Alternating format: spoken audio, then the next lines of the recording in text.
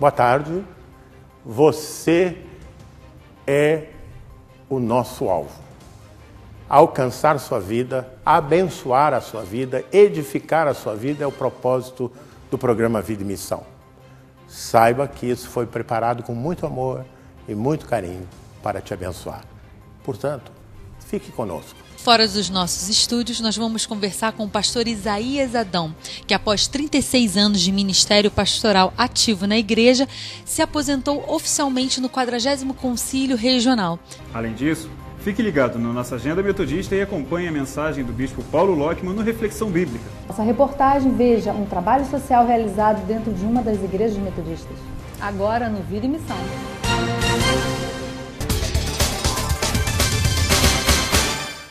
Olá! Hoje, fora dos nossos estúdios, nós vamos conversar com o pastor Isaías Adão, que após 36 anos de ministério pastoral ativo na igreja, se aposentou oficialmente no 40º Concílio Regional. E vamos saber um pouco mais dessa história bonita e de amor junto à Igreja Metodista. Olá, pastor, seja muito bem-vindo. Conta pra gente um pouco, assim, como foi a sua conversão? A minha conversão, ela se deu no ano de 1962, quando eu vim do Espírito Santo para trabalhar com uma família, e essa família pertencia à Igreja Metodista. E antes de eu chegar no Rio, eu frequentava a igreja aqui e ali, mas não tinha compromisso com Deus, nem com igreja nenhuma. Vindo para o Rio, e cheguei exatamente num domingo pela manhã e a família me convidou para ir à igreja. E eu relutei em ir, mas quando fui à noite eu fui à igreja. E como não tinha família nenhuma aqui no Rio de Janeiro, eu precisava de alguém que me acolhesse. E a igreja, naquela noite, me acolheu de tal maneira que quando foi no domingo seguinte, Paulo, eu não precisei de receber nenhum convite. Eu voltei para a igreja. E eu fui participando, as pessoas oravam por mim, para a minha conversão, etc, etc. E um dia o pregador informou, no próximo domingo eu vou pregar sobre o pecado. E cada pecado tem nome. E eu vou falar o nome do pecado que você comete.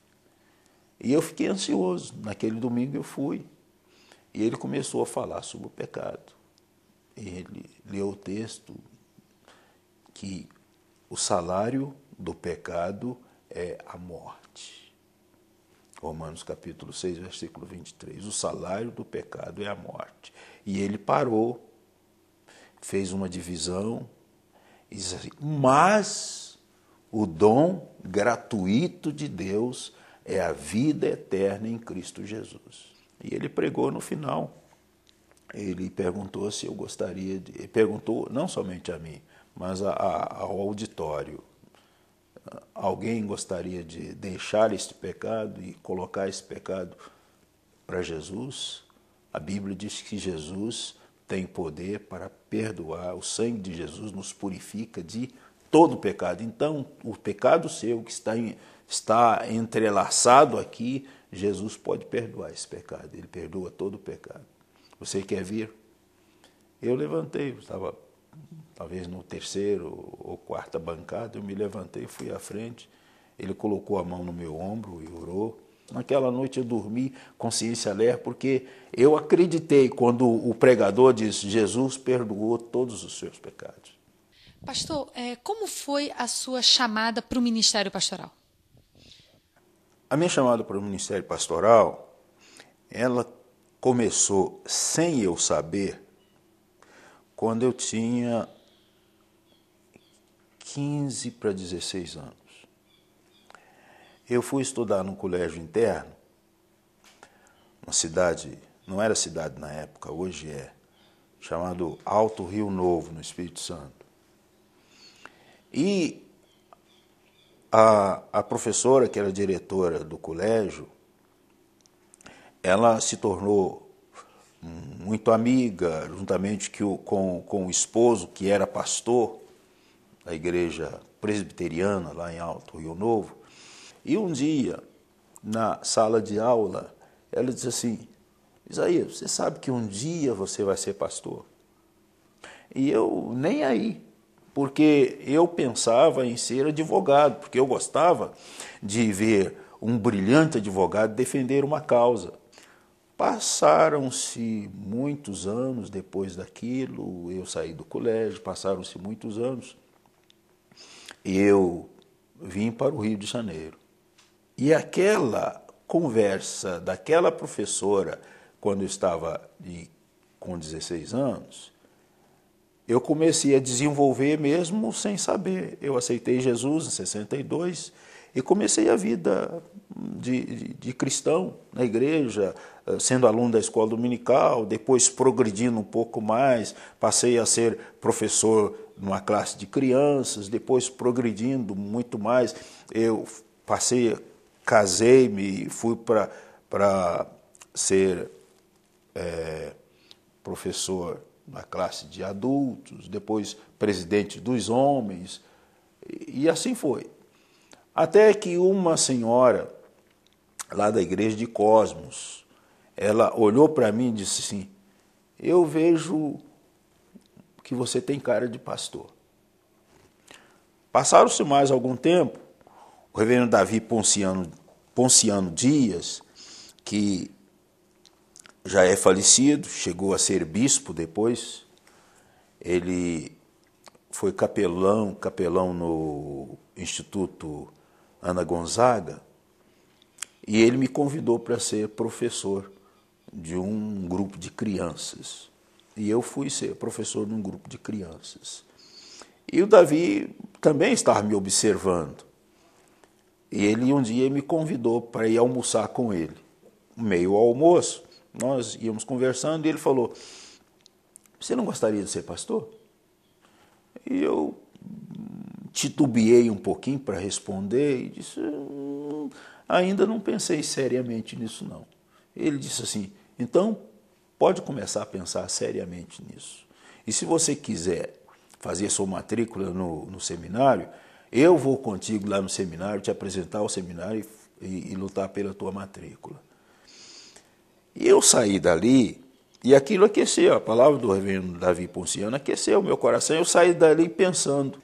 A partir de então, aí realmente eu comecei no seminário, e para chegar à carreira ministerial, pastoral, já era o passo principal. Pastor, o senhor é bastante conhecido também por uma característica evangelística. Fala um pouco sobre isso para a gente. Eu entendo que eu já tinha uma característica muito mais forte no sentido evangelístico do que hoje. Hoje a gente, às vezes, está pregando mais no sentido de consolidar o evangelho para a vida de muitas pessoas. Mas, na realidade, a gente tem esse afã para pregar o evangelho. E como Jesus disse, o evangelho precisa ser pregado a toda criatura. Para quê? Para que elas se convertam ao Senhor Jesus. Não é? O interesse de Deus é tirar as pessoas, como diz a Bíblia, das trevas para a luz. E a Bíblia diz que Jesus é a luz e nós também somos a luz deste mundo. Paulo diz que o Evangelho é poder de Deus para a salvação daquele que crê. Então, eu tenho assim uma palavra apelativa para as pessoas aceitarem Jesus. Eu entendo que o Evangelho ele tem valor exatamente por causa do apelo das pessoas virem para Jesus. Então, pastor, com uma vida tão ativa no ministério pastoral, como o senhor vê agora a aposentadoria? Eu já há algum tempo, eu sei que eu iria aposentar, mas há algum tempo estou me preparando para isso. Tenho orado ao Senhor e tenho pedido de Deus a posição para eu não cair na frustração depois. Passou o tempo e Deus foi me dando alegria das orações que eu tinha feito a Ele após encerrar o meu ministério pastoral ativo. Então Deus me deu a alegria de que mesmo eu encerrando, eu continuo falando de Jesus, porque na realidade o foco da vida cristã é falar de Jesus. E mesmo encerrando o meu período ministerial ativo, ou seja, recebendo nomeações, eu continuo sendo nomeado por Jesus para pregar o Evangelho. Pastor Isaías, muito obrigado pela sua presença aqui conosco. Foi um prazer conversar com o senhor e com certeza muitas vidas foram edificadas através do seu testemunho, viu? Que Deus abençoe. Muito obrigado, Paulo. Eu que agradeço a oportunidade de estar relatando alguns fatos, né, da nossa caminhada pastoral. Eu agradeço a todos vocês, né, ao bispo, aos companheiros do Ministério Pastoral, aos SDs e às igrejas por onde nós passamos. Um abraço a todos os irmãos e neste concílio, o depoimento dos irmãos, o testemunho dos irmãos me surpreenderam, porque muitos falaram coisas que para a gente já estava esquecido e algumas pessoas lembraram detalhes importantes da nossa caminhada. Integridade, pelo carinho, pelo respeito, pela postura, por tudo isso ele é um homem de Deus. Em nome da Igreja Metodista Realengo, a gente quer carinhosamente agradecer. O que eu aprendi esse longo tempo, eu agradeço e minha família também. Muito obrigado, pastor Isaías. Isaías, companheiro na superintendência, Isaías, amigo de conversa de corredor, Isaías também, do grupo de mentoria, parceiro de confissões, momentos. Quero te agradecer por esse momento. Você é um exemplo para todos nós. Sempre foi um incentivador, sempre foi aquele que tive várias palavras que me alicerçaram, sempre me colocaram realmente de pé para evidenciar alguma coisa. A sua palavra sempre de incentivo, o conselheiro que o senhor é, as orações que nós fizemos dentro do gabinete e a espiritualidade que o senhor demonstra e que vive. E você aí de casa, continue assistindo o programa Vida e Missão. Com a proximidade dos dias quentes de verão, o estado do Rio de Janeiro entra mais uma vez em alerta para prevenir a população contra o avanço da dengue. Durante todo o dia, agentes da Vigilância Sanitária aproveitaram o espaço cedido pela Igreja Metodista do Pacheco para tirar dúvidas da população de como impedir a proliferação do mosquito. Como parte ainda do trabalho, os agentes levaram um microscópio para que as pessoas pudessem ver as 3 fases do mosquito: a larva, a pupa e o mosquito já morto. Além disso, os participantes puderam assistir a uma palestra sobre a importância do combate à dengue. A população, no todo em si, ela tem que ser informada, até através de informativos que a gente traz, e mostra de larvas e a própria Aedes aegypti, de que como eles devem fazer para evitar que esse inseto prolifere. O reverendo Heraldo Batista explica ainda que iniciativas como essa são de extrema importância para a população, além de fazer com que a Igreja Metodista cumpra o seu papel, ser uma comunidade a serviço do povo. Eu acredito que o próprio mote da igreja, em ser ela uma comunidade a serviço do povo, traz para ela, a Igreja Metodista, a obrigação de estar presente na necessidade da comunidade. É muito importante que nos ajude a esclarecer bem melhor, sabe, sobre essa questão que está matando muitas pessoas. Você pode contribuir com o programa Vida em Missão e os projetos da Igreja Metodista no estado do Rio de Janeiro. Associação da Igreja Metodista, Banco Bradesco, agência 1414-1, conta corrente 0045452-4. Você não pode ficar de fora das nossas programações. Anote agora o que está esperando por você. Amanhã acontece o último culto verão de adoração na Igreja Metodista do Catete, às 7 horas da noite. Presença confirmada da banda Raiz. A Congregação Metodista no bairro de Fátima realiza nesta segunda-feira, às 3 horas da tarde, uma reunião de mulheres com muita oração e louvor. Terça-feira acontece o terceiro encontro de igrejas de herança wesleyana na Igreja Metodista em Cascadura, às 5h30 da tarde, com a presença do bispo Paulo Lockman e de lideranças locais e internacionais. Quarta-feira, a Igreja Metodista da Taquara convida você para participar da reunião de oração, às 8h da manhã. Comece seu dia falando com Deus. Viu só? Escolha a igreja mais próxima da sua casa e venha nos fazer uma visita. Boa tarde. Esse é o momento preparado por Deus para você ouvir a palavra de Deus, para você ser instruído, para você ser edificado.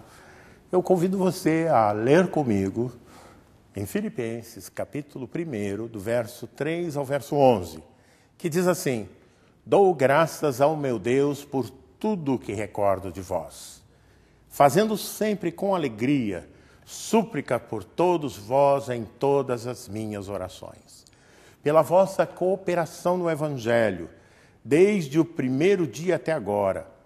Estou plenamente certo de que aquele que começou uma boa obra em vós há de completá-la até o dia de Cristo. Aliás, é justo que eu assim pense de todos vós, porque vos trago no coração, seja nas minhas algemas, seja na defesa e confirmação do Evangelho, pois todos sois participantes da graça comigo.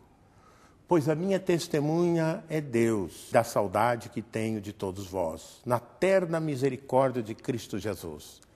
Também faço esta oração, que o vosso amor aumente mais e mais, em pleno conhecimento e toda a percepção, para aprovardes as coisas excelentes e serdes sinceros e inculpáveis para o dia de Cristo, cheios do fruto da justiça, o qual é mediante Jesus Cristo para a glória e louvor de Deus. Amém.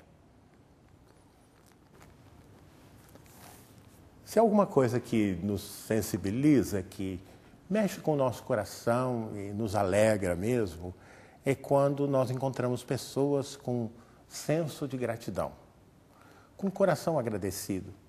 Pessoas que você faz, às vezes, nem faz muita coisa, simplesmente dá um abraço ou deseja alguma coisa boa para elas, ou manda um cartãozinho. Gestos simples de carinho e que encontram guarida no coração das pessoas e elas demonstram isso, né? Que estão agradecidas.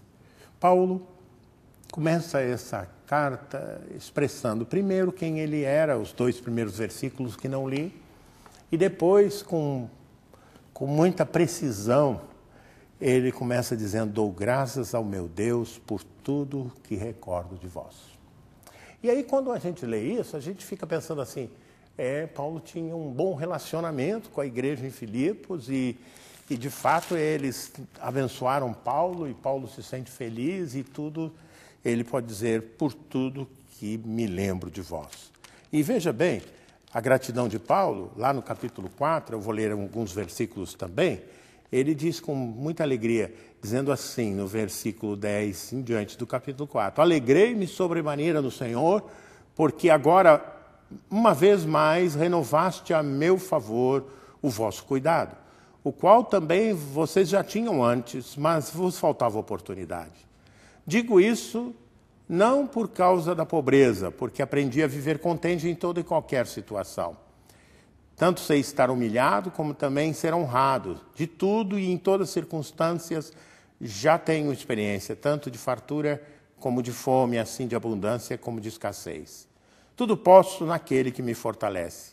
Todavia, fizeste bem em associar-vos na minha tribulação.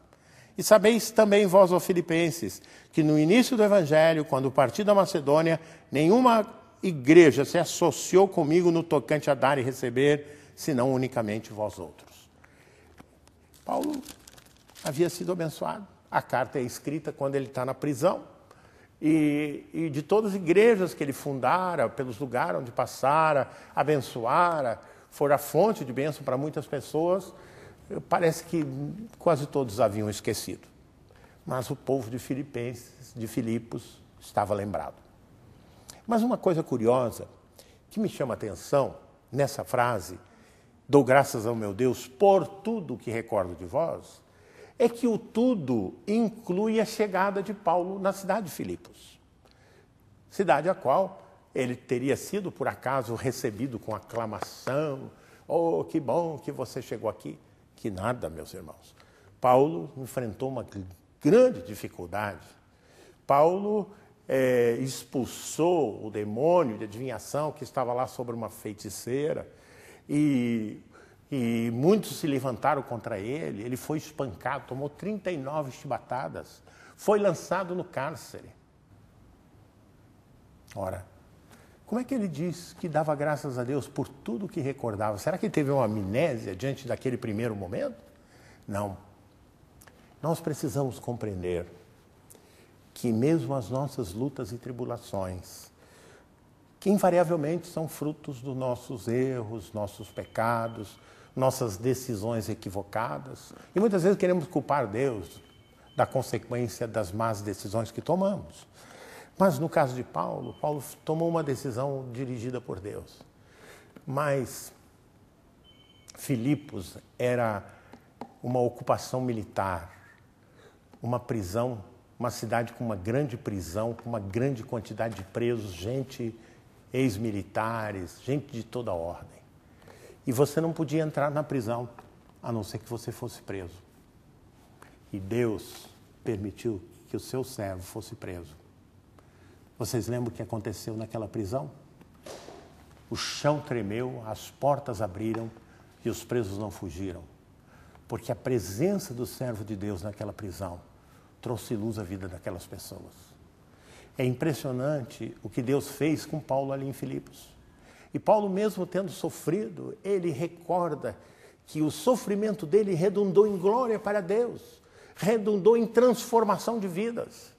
E ele, por isso, mesmo tendo um capítulo ruim, um capítulo humanamente classificado de sofrimento, ele dava graças a Deus por tudo, porque ele vira a soberania de Deus sobre a sua vida e o poder de Deus manifesto mesmo lá naquela prisão. Então Paulo podia dizer isso. Dou graças ao meu Deus por tudo que recordo de vós. Uma vida com Deus gera esse tipo de sentimento, né? Diz, fazendo sempre. Primeira atitude de Paulo, dar graças. Segunda atitude, versículo 4. Fazendo sempre com alegria, súplica por todos vós em todas as minhas orações. Servo e serva de Deus, você quer ser abençoado? Você quer experimentar o poder de Deus? Seja grato. Segunda coisa, seja intercessor. Tem alguém que te prejudica? Tem alguém que não gosta de você? Faça um propósito de oração. Comece a orar por essa pessoa. Procure abençoar a vida dessa pessoa. Você vai ver que Deus faz milagre quando nós tomamos uma atitude de amor, de perdão, de compaixão em relação às pessoas que se opõem a nós. Não responda da mesma maneira com que ela tem te tratado, porque você vai descer aquele nível da raiva, nível do ódio, nível da doença, porque isso é doença. Mas salte para o nível do Senhor. Trate as pessoas com amor, mesmo que humanamente não mereçam. Mas você não as trata por amor por isso. Você as trata por amor porque Deus amou o mundo de tal maneira que deu o seu Filho unigênito para que todo que nele crê não morra, mas tenha a vida eterna. Você vai tratar todos com amor. Você vai orar por todas as pessoas porque Deus orou primeiro por elas. Porque Deus as ama como ama você. É a única maneira de promover profundas mudanças na vida daqueles que nos cercam, é ministrando amor, é orando por elas. A primeira atitude, ação de graças. Segunda atitude, intercessão. Terceira atitude, amor incondicional.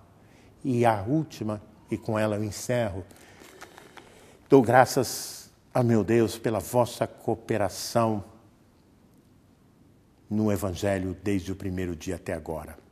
E depois, mais adiante ele diz, porque estou plenamente certo que aquele que começou a boa obra há de completá-la até o dia de Cristo. É a certeza de que a obra de Deus tem princípio, tem meio e tem fim. Deus não deixa a obra incompleta. Basta que você deixe Ele fazer a obra.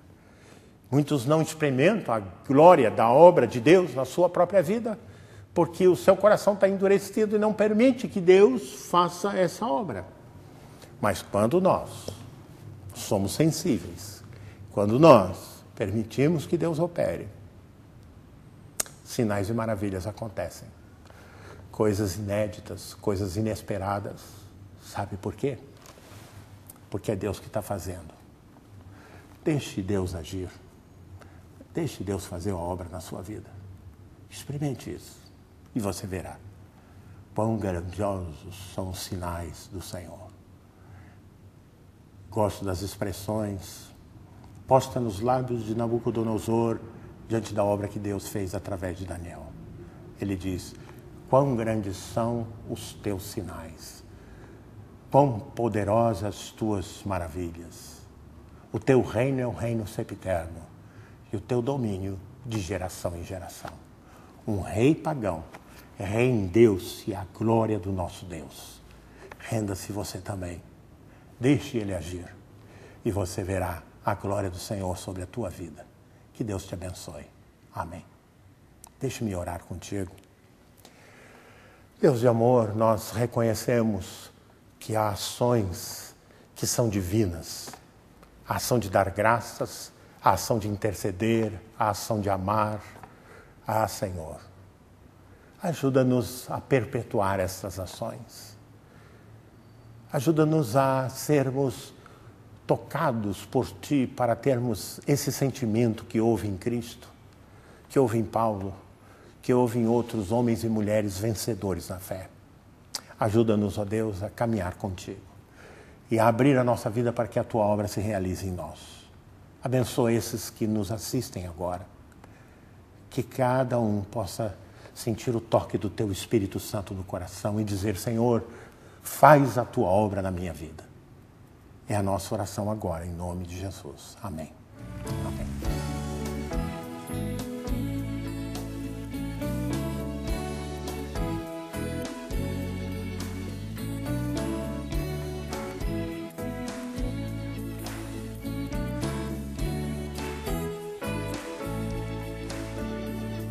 Sim, Deus é fiel para cumprir toda a palavra dita a mim.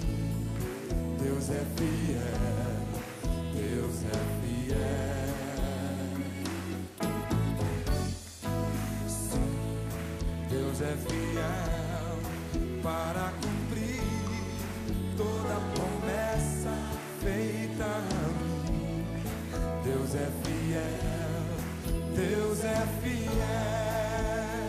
Declare isso para a tua vida.